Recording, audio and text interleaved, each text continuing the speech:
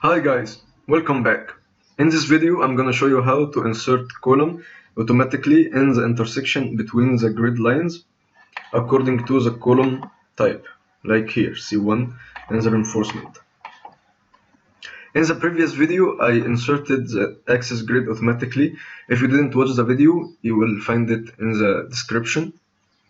And today I'm gonna show you how to insert column automatically between the intersection in this grid according to the column type.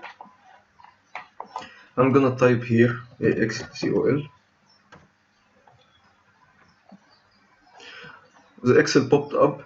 This is table which I made it previously, containing all the column types here according to this one.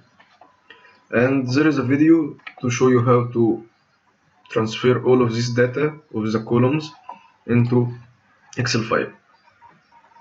Now I'm gonna use this type C1 0.5 multiplied by 0.5. Okay. Enter column type. I'm gonna type here C1. Select objects. I'm gonna select all. The program will understand the difference between all of these things.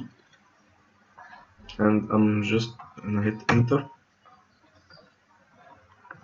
Here, as you see, and every intersection, the column inserted according to our input, which is C1. To make a tag for this one, I'm gonna type here tag TAGG.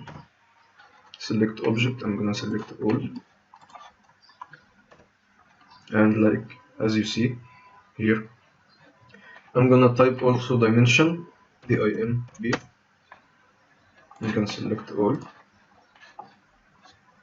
This automatic dimension also for each column. Thank you for watching.